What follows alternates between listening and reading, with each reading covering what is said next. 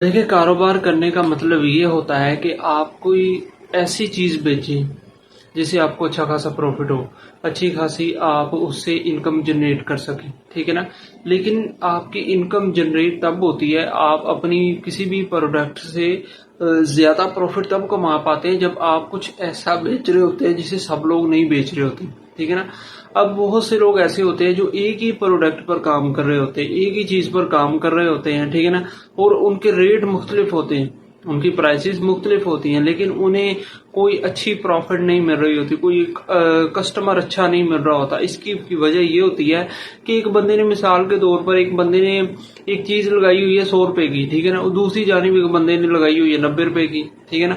तीसरी तरफ एक बंदे ने 95 रुपए की लगाई हुई है। तो लोग देखते हैं कि यार एक बंदा हमें 90 की दे रहा, हम 100 की क्यों चीज ले, एक बंदा हमें 95 की दे रहा है और हम 100 की क्यों ले, बेवकूफ है, ठीक है ना। अगर आप एक ही प्रोडक्ट के रेट बढ़ाएंगे, मतलब जो प्रोडक्ट मार्केट में 90 की मिल रही है और आप कहेंगे मैं 100 की बेचूं, आप ऐसा नहीं कर सकते, ना ही कर सकेंगे, क्योंकि कोई भी कस्टमर ये ऐसा नहीं करेगा कि वो 90 की चीज छोड़कर आपसे 100 की लेगा।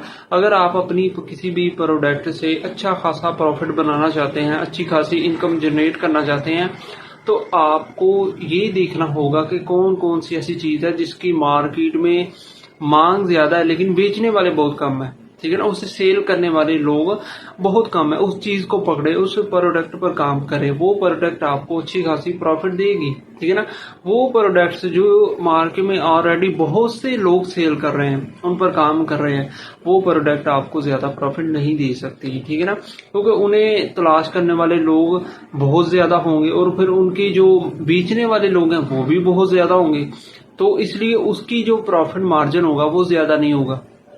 याद रखिएगा, उसी चीज का प्रॉफिट मार्जिन ज्यादा होता है मार्केट में जो चीज सबसे ज्यादा बिकती है लेकिन बेचने वाले कम होते हैं।